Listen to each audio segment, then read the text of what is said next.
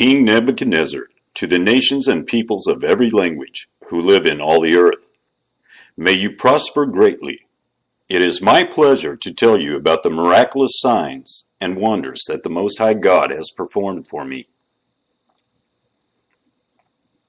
How great are his signs, how mighty his wonders. His kingdom is an eternal kingdom. His dominion endures from generation to generation. I, Nebuchadnezzar, was at home in my palace, contented and prosperous. I had a dream that made me afraid. As I was lying in bed, the images and visions that passed through my mind terrified me. So I commanded that all the wise men of Babylon be brought before me to interpret the dream for me. When the magicians, enchanters, astrologers, and diviners came, I told them the dream, but they could not interpret it for me. Finally, Daniel came into my presence, and I told him the dream. He is called Belteshazzar, after the name of my God, and the spirit of the holy gods is in him. I said, Belteshazzar, chief of the magicians, I know that the spirit of the holy gods is in you, and no mystery is too difficult for you. Here is my dream. Interpret it for me. These are the visions I saw while lying in bed. I looked, and there before me stood a tree in the middle of the land. Its height was enormous. The tree grew large and strong, and its top touched the sky. It was visible to the ends of the earth. Its leaves were beautiful, its fruit abundant, and on it was food for all. Under it, the wild animals found shelter, and the birds lived in its branches. From it, every creature was fed. In the visions I saw while lying in bed, I looked, and there before me was a holy one, a messenger, coming down from heaven. He called in a loud voice, Cut down the tree and trim off its branches. Strip off its leaves and scatter its fruit. Let the animals flee from under it and the birds from its branches. But let the stump and its roots, bound with iron and bronze, remain in the ground, in the grass of the field. Let him be drenched with the dew of heaven, and let him live with the animals among the plants of the earth. Let his mind be changed from that of a man, and let him be given the mind of an animal, till 7 times pass by for him. The decision is announced by messengers. The holy ones declare the verdict, so that the living may know that the Most High is sovereign over all kingdoms on earth, and gives them to anyone he wishes, and sets over them the lowliest of people. This is the dream that I, King Nebuchadnezzar, had. Now, Belteshazzar, tell me what it means, for none of the wise men in my kingdom can interpret it for me. But you can, because the spirit of the holy gods is in you. Then Daniel, also called Belteshazzar, was greatly perplexed for a time, and his thoughts terrified him. So the king said, Belteshazzar, do not let the dream or its meaning alarm you. Belteshazzar answered, My lord, if only the dream applied to your enemies and its meaning to your adversaries. The tree you saw, which grew large and strong, with its top touching the sky, visible to the whole earth, with beautiful leaves and abundant fruit, providing food for all, giving shelter to the wild animals and having nesting places in its branches for the birds. Your Majesty, you are that tree. You have become great and strong. Your greatness has grown until it reaches the sky, and your dominion extends to distant parts of the earth. Your Majesty saw a holy one, a messenger, coming down from heaven and saying, Cut down the tree and destroy it, but leave the stump bound with iron and bronze in the grass of the field, while its roots remain in the ground. Let him be drenched with the dew of heaven. Let him live with the wild animals until 7 times pass by for him. This is the interpretation, your majesty, and this is the decree the Most High has issued against my lord the king. You will be driven away from people, and will live with the wild animals. You will eat grass like the ox, and be drenched with the dew of heaven.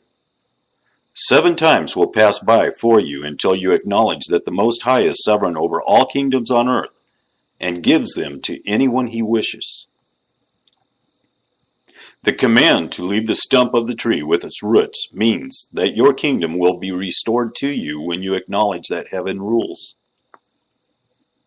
Therefore, your majesty, be pleased to accept my advice.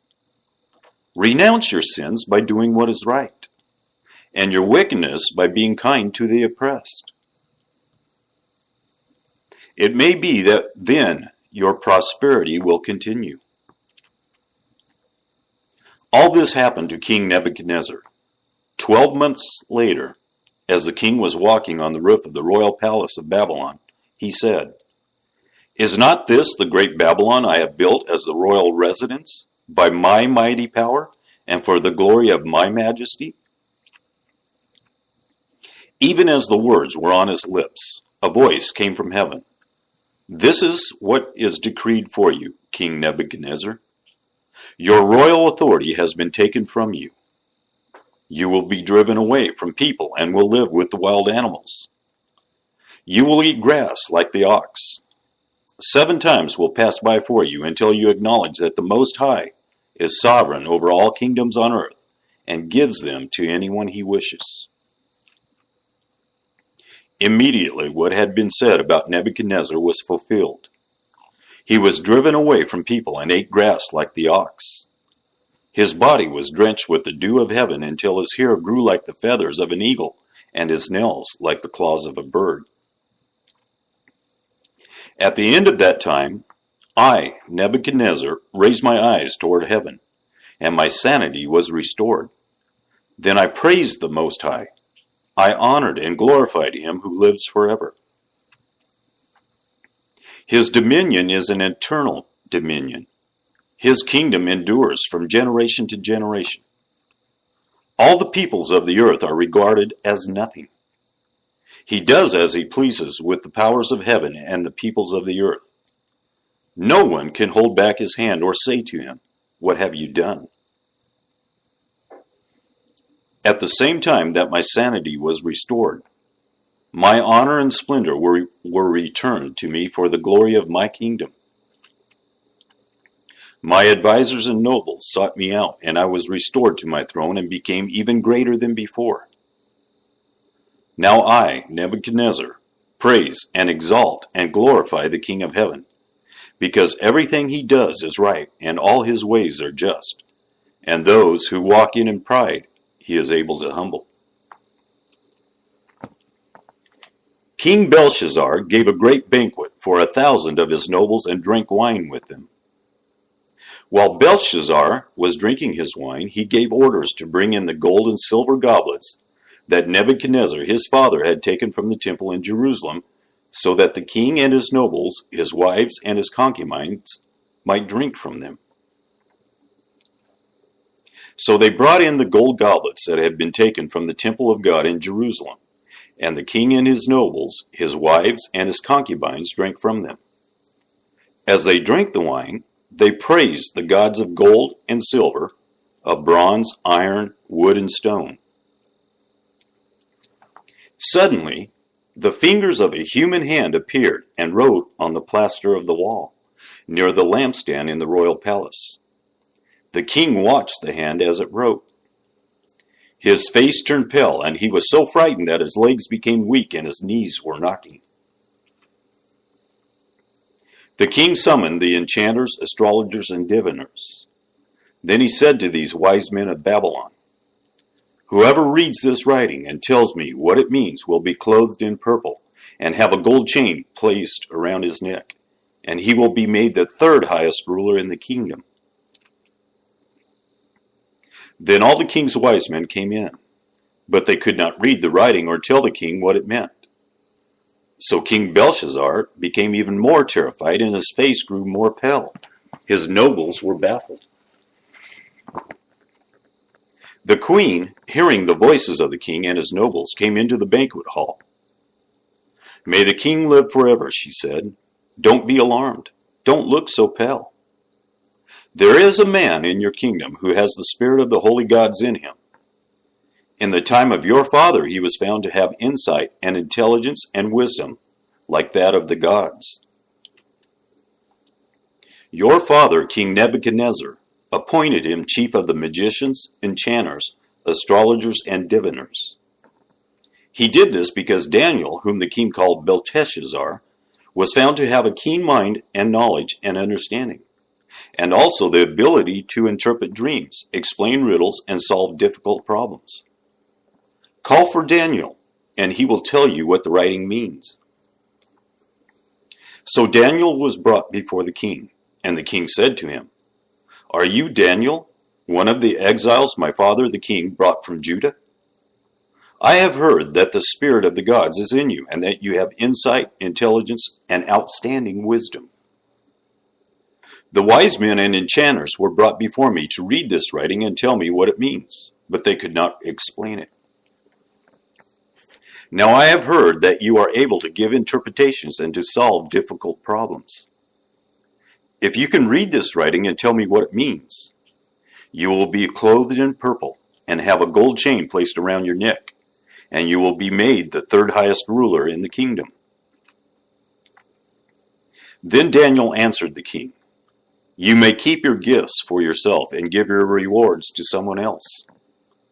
Nevertheless, I will read the writing for the king and tell him what it means. Your Majesty, the Most High God gave your father Nebuchadnezzar sovereignty and greatness and glory and splendor.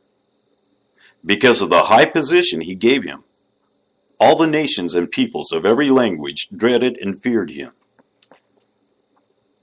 Those the king wanted to put to death, he put to death. Those he wanted to spare, he spared. Those he wanted to promote, he promoted. And those he wanted to humble, he humbled.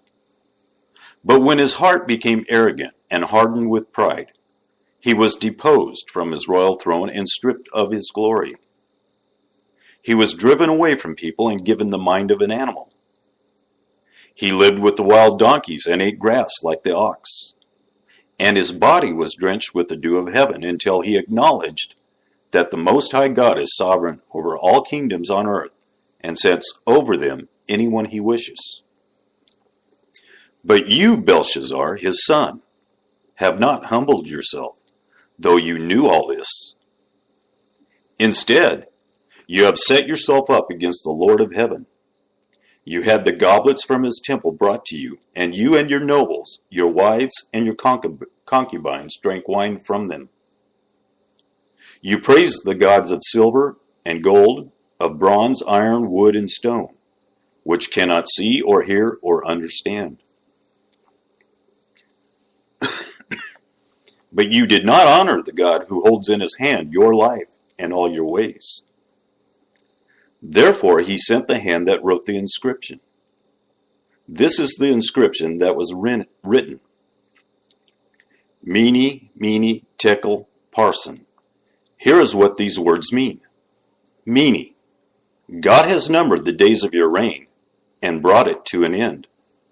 Tekel, you have been weighed on the scales and found wanting.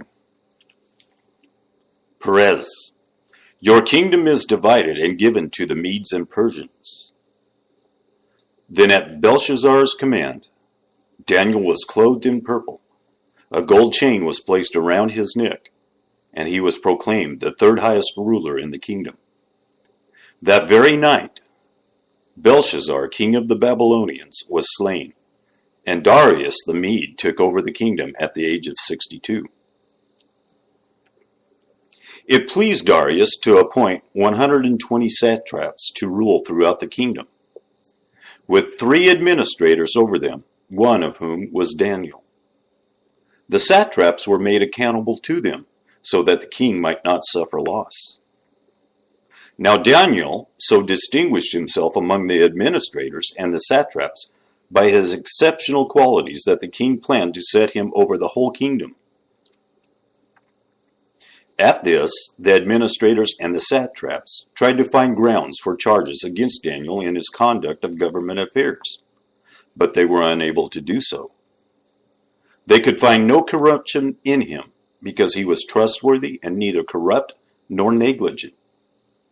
Finally, these men said, "We will never find any basis for charges against this man Daniel unless it has something to do with the law of his God."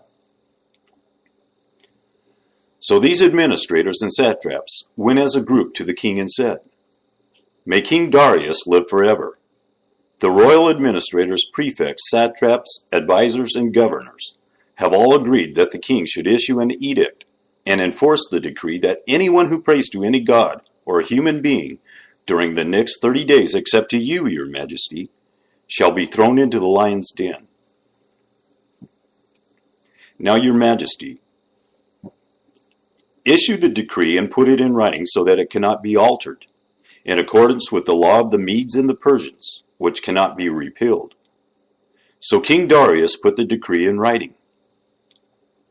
Now when Daniel learned that the decree had been published, he went home to his upstairs room where the windows were opened toward Jerusalem. 3 times a day he got down on his knees and prayed, giving thanks to his God just as he had done before. Then these men went as a group and found Daniel praying and asking God for help. So they went to the king and spoke to him about his royal decree. "Did you not publish a decree that during the next 30 days anyone who prays to any god or human being except to you, your majesty, would be thrown into the lion's den?" The king answered, "The decree stands, in accordance with the law of the Medes and Persians, which cannot be repealed." Then they said to the king, "Daniel, who is one of the exiles from Judah, pays no attention to you, your majesty, or to the decree you put in writing. He still prays 3 times a day." When the king heard this, he was greatly distressed. He was determined to rescue Daniel and made every effort until sundown to save him. Then the men went as a group to King Darius and said to him, "Remember, your majesty, that according to the law of the Medes and Persians, no decree or edict that the king issues can be changed." So the king gave the order, and they brought Daniel and threw him into the lion's den. The king said to Daniel, "May your God, whom you serve continually, rescue you." A stone was brought and placed over the mouth of the den, and the king sealed it with his own signet ring and with the rings of his nobles, so that Daniel's situation might not be changed. Then the king returned to his palace and spent the night without eating and without any entertainment being brought to him, and he could not sleep. At the first light of dawn, the king got up and hurried to the lion's den. When he came near the den, he called Daniel in an anguished voice. "Daniel, servant of the living God, has your God, whom you serve continually, been able to rescue you from the lions?" Daniel answered, "May the king live forever. My God sent his angel, and he shut the mouths of the lions. They have not hurt me, because I was found innocent in his sight, nor have I done any wrong before you, your majesty." The king was overjoyed and gave orders to lift Daniel out of the den. And when Daniel was lifted from the den, no wound was found on him, because he had trusted in his God. At the king's command, the men who had falsely accused Daniel were brought in and thrown into the lion's den, along with their wives and children. And before they reached the floor of the den, the lions overpowered them and crushed all their bones. Then King Darius wrote to all the nations and peoples of every language in all the earth, "May you prosper greatly. I issue a decree that in every part of my kingdom, people must fear and reverence the God of Daniel. For he is the living God, and he endures forever. His kingdom will not be destroyed. His dominion will never end.